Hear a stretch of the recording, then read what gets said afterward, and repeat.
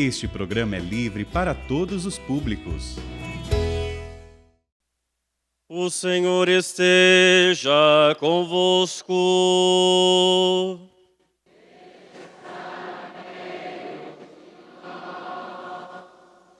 Proclamação do Evangelho de Jesus Cristo segundo João. Senhor. Naquele tempo, Jesus partiu da Samaria para a Galileia. O próprio Jesus tinha declarado que um profeta não é honrado na sua própria terra. Quando então chegou a Galileia, os galileus receberam-no bem, porque tinham visto tudo o que Jesus havia feito em Jerusalém durante a festa, pois também eles tinham ido à festa. Assim, Jesus voltou para Caná da Galileia, onde havia transformado a água em vinho. Havia em Cafarnaum um funcionário do rei que tinha um filho doente. Ouviu dizer que Jesus tinha vindo da Judeia para a Galileia. Ele saiu ao seu encontro e pediu-lhe que fosse a Cafarnaum curar seu filho, que estava morrendo. Jesus disse-lhe: se não virdes sinais e prodígios, não acreditais. O funcionário do rei disse: Senhor, desce antes que meu filho morra. Jesus lhe disse: podes ir, teu filho está vivo. O homem acreditou na palavra de Jesus e foi embora. Enquanto descia para Cafarnaum, seus empregados foram ao seu encontro, dizendo que o filho estava vivo. O funcionário perguntou a que horas o menino tinha melhorado. Eles responderam: a febre desapareceu ontem pela 1h. O pai verificou que tinha sido exatamente na mesma hora em que Jesus lhe havia dito: teu filho está vivo. Então, ele abraçou a fé, juntamente com toda a sua família. Esse foi o segundo sinal de Jesus. Realizou-o voltando da Judeia para a Galileia. Palavra da salvação. Glória a vós, Senhor.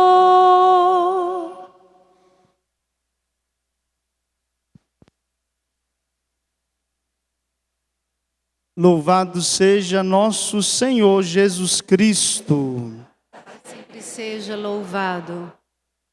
Queridos irmãos e irmãs, estamos cada vez mais nos aproximando da Páscoa de nosso Senhor.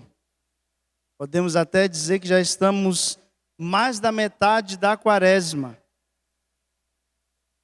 Então, isso nos deve levar a pensar nos frutos que já podemos ir colhendo, ou que pelo menos estamos esperando colher, para este tempo de Páscoa, que chegará de vida nova.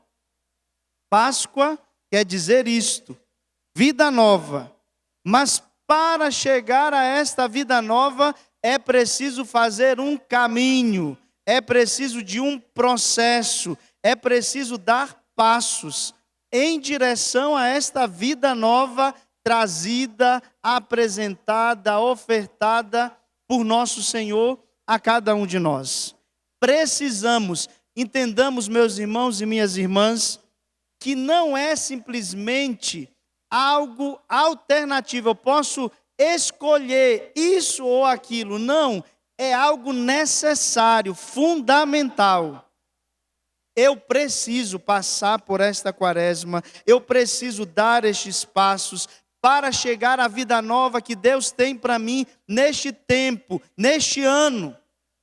Porque aquele e aquela que não faz este processo, que não dá estes passos, fica na mesma, parado, morre. Se não morrer fisicamente, mas morre espiritualmente, que é uma morte pior do que a morte simplesmente física.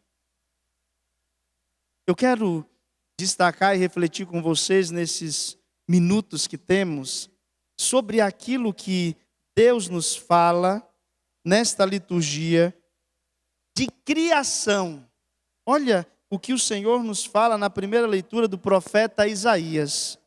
Assim fala o Senhor: eis que eu criarei novos céus e nova terra, coisas passadas serão esquecidas, não voltarão mais à memória.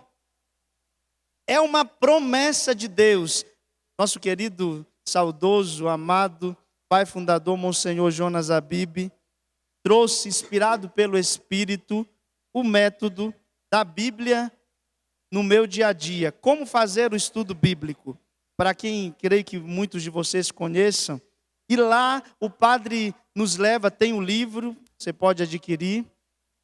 Acolher de Deus as promessas, as ordens, o princípio eterno. E algo que é tão característico para nós, povo de Deus, desde o Antigo Testamento, são as promessas. Então, isto que nós ouvimos no início deste trecho do livro do profeta Isaías é uma promessa, algo que Deus cumpre. Não é que Deus vai cumprir, Ele já está cumprindo. Quando Deus fala, a palavra dele é criadora. Olha lá o livro do Gênesis. E Deus disse, faça-se o céu. E Deus disse, faça-se o firmamento. Tudo Deus vai criando pela sua palavra. A palavra de Deus, ela é criadora. Então, olha só esta promessa para nós neste tempo. Eis que eu criarei novos céus e nova terra. Coisas passadas serão esquecidas, não voltarão mais à memória. É isto que Deus faz conosco. Quando Deus nos perdoa, nos lava, nos purifica, especialmente pelo sacramento da penitência, quando nós vamos até o sacerdote e lá apresentamos a nossa miséria, as nossas culpas, os nossos pecados e saímos de lá absolvidos, é justamente isso que Deus faz. Ele não fica mais, desculpa a palavra, passando na nossa cara aquilo que nós cometemos. Quem é o acusador? É o demônio. Por isso que quando muitos chegam diante de nós padres e dizem, ai padre, eu confessei, mas ainda estou sentindo que não fui perdoado. Pecado confessado, que estava arrependido e não mais cometido, é pecado perdoado. Ele não volta mais a memória sobre aquilo que você já abandonou, já deixou e se decidiu a buscar a vida nova. E ali também no sacramento da penitência, aliás, todos os sacramentos da igreja são justamente dizem desta ação de Deus Criador. Ele nos criou lá, como está no livro do Gênesis, criou o homem, criou a mulher. Mas agora Ele continua a nos recriar. Como, Padre? Por exemplo, quando nós pecamos, nós novamente ali morremos. A nossa alma fica morta. Quando nós pecamos, nos afastamos de Deus, nós perdemos a graça. Isto é uma morte. E o que é preciso? O que Deus Pai, na sua infinita misericórdia, fez para nos devolver a vida? Enviou o seu Filho Jesus, que nasceu, se encarnou, nasceu, viveu, sofreu, morreu, ressuscitou, ascendeu ao céu, nos deixou a igreja, os sacramentos, como sinal dessa vida nova que Ele nos trouxe, para que assim, quando a gente morre pelo pecado, pelo distanciamento de Deus, pelas coisas ruins que adentram a nossa vida, possamos novamente ser recriados por Ele. Esta missa, que é a única missa, porque não existe, é sempre o mesmo ato da entrega dele por nós para nos salvar. Ela é recriadora, ela nos cria novamente. Quando passamos por um processo de conversão, o que acontece também conosco? Somos recriados, refeitos, remodelados. O Pai está aí de novo nos dando a vida. E ai de nós, se não fôssemos constantemente recriados pelo Pai. Ficaríamos mortos no nosso pecado, no nosso fechamento, no nosso egoísmo, em tantas coisas aí. Então olha que maravilha, é por isso que no Salmo nós cantamos: eu vos exalto, ó Senhor, pois me livrastes. É o Senhor quem nos livra constantemente do pecado, do mal, da doença. A Sueli cantava este salmo e eu olhava para a vida dela. Aí você pode dizer, e quantos questionam, então quer dizer que a Sueli é predileta porque teve câncer, Deus curou, Deus está curando. E aqueles que morreram, padre, Deus recria para a vida eterna. Deus sabe da missão dela, do que Ele tem para ela, para permitir que ela continue ainda aqui nesta vida. Mas também aqueles que morreram por causa do câncer ou de tantas outras coisas, foram recriados para o céu. Ou você não acredita na eternidade? Quem acredita no céu, diga: eu creio na vida eterna. Amém. São Paulo nos ensina tão bem isso. Depois que ele conheceu a Jesus, ele dizia e deixou escrito para nós: olha, agora tanto faz, eu esteja vivo ou eu morra, tudo é para a glória dele. Então não interessa mais, é o que ele quer, eu quero viver o que ele quer. Olha que maturidade espiritual que nós muitas vezes não temos. Ato recriador do Pai, quando nos cura, nos preserva a vida, mas também quando nos chama a sua presença. Sempre Ele está nos recriando. Olhemos que este povo precisava, aquele que está escrito nesta leitura, ser recriado num processo de conversão, regressado do exílio, porque este povo estava exilado, longe da sua terra. O povo continua a resistir à voz do Senhor, a descuidar-se na invocação do seu nome e a cair na idolatria, provocando a justa ira de Deus. Como é isso, padre? A justa ira de Deus. Quando que isso acontece? Quando nós, por um ditado popular, cavamos o nosso próprio buraco. O que nos acontece? Sofremos as consequências das nossas más escolhas. E tem como Deus intervir aí? Não tem, porque nós somos livres. Não tem. Se escolhemos por Ele, como Ele também nos fala na palavra: eu coloco diante de ti a bênção e a maldição, a vida e a morte. E ainda Ele diz: escolhe, pois, a vida. Mas o que nós muitas vezes fazemos? Escolhemos a morte, escolhemos as trevas.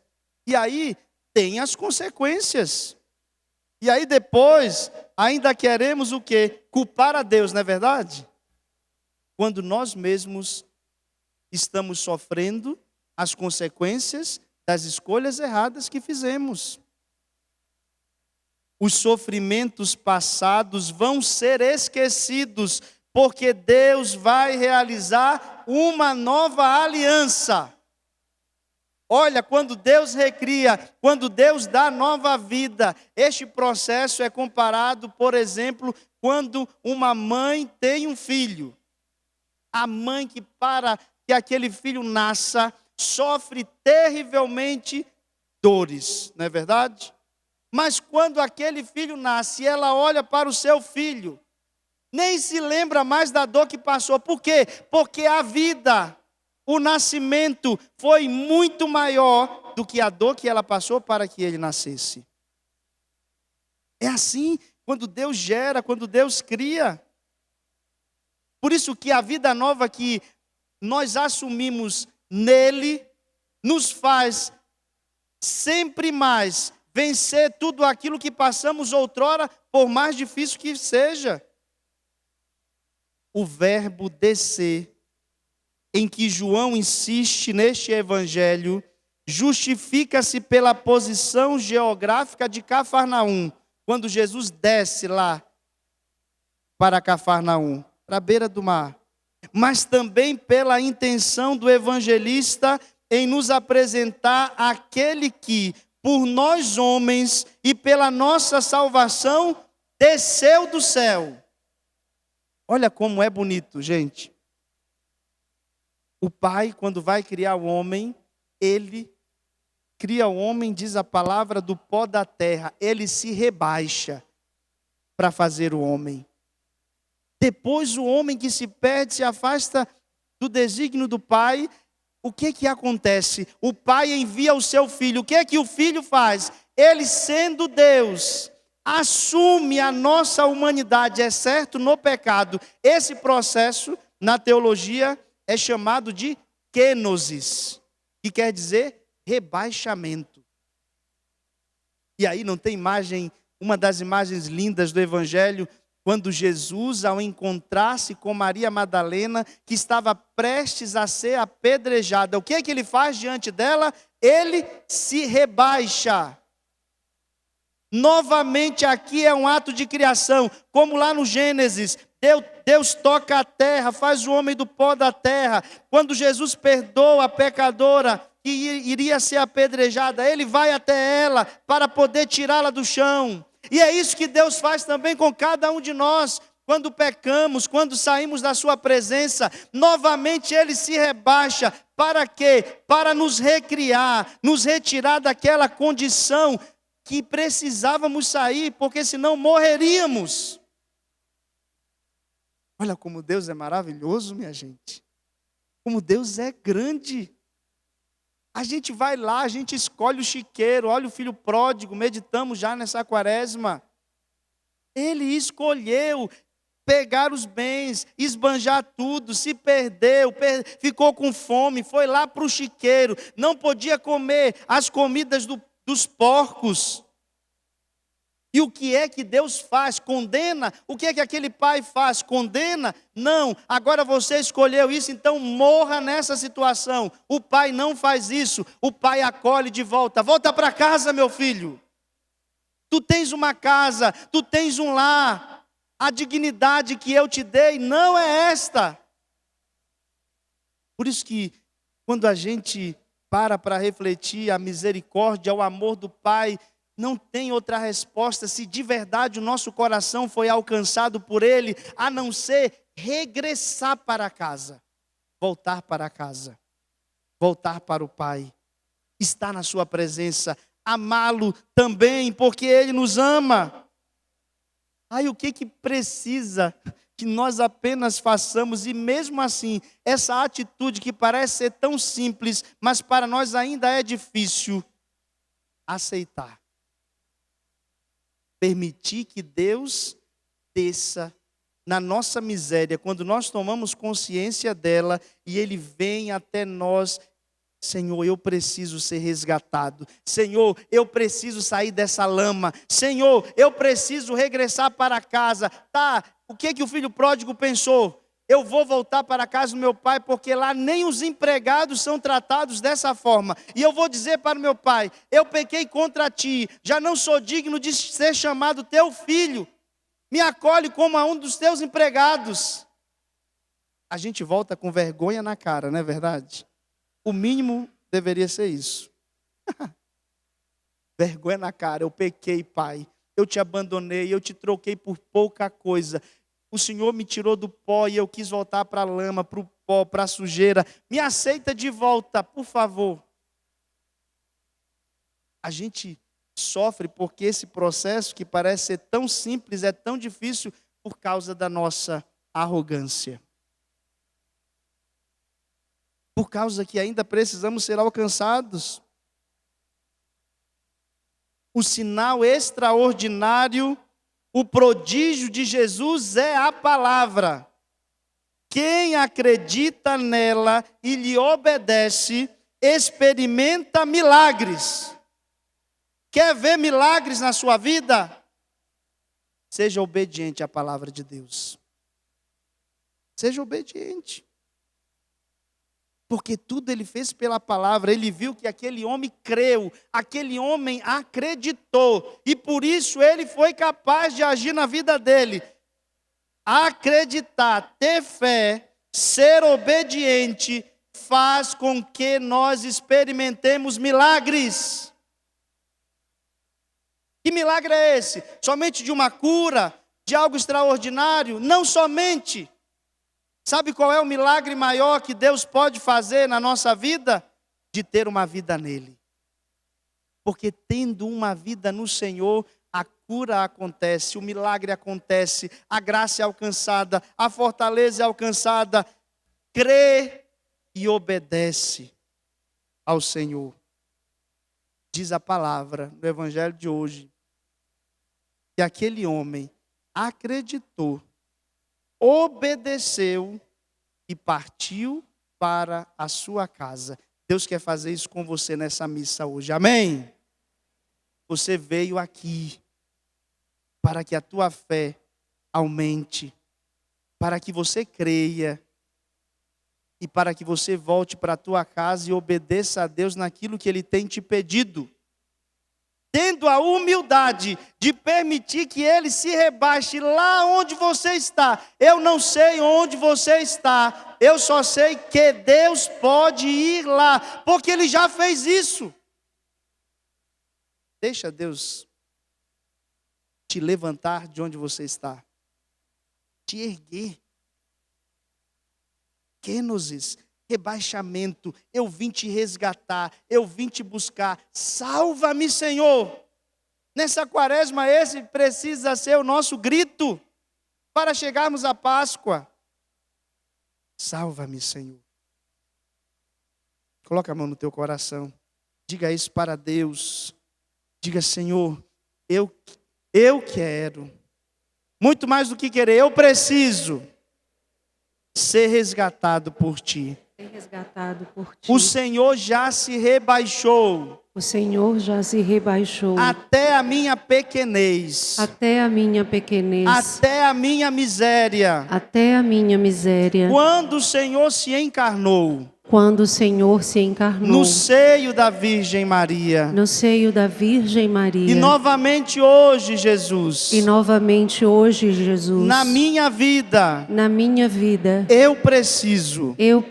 Ser levantado por Ti. Ser levantado por Ti. Para que eu creia. Para que eu creia. Para que eu te obedeça. Para que eu te obedeça. Levanta-me, Jesus. Levanta-me, Jesus. Eu não sou digno. Eu não sou digno. Mas o Senhor, pela sua misericórdia, vem me resgatar. Vem me resgatar. Obrigado, Jesus. Obrigado, Jesus. Por tão grande amor. Por tão grande amor. Tão grande misericórdia. Tão grande misericórdia. Obrigado, Jesus. Obrigado, Jesus. Louvado seja nosso Senhor Jesus Cristo. Para sempre seja louvado.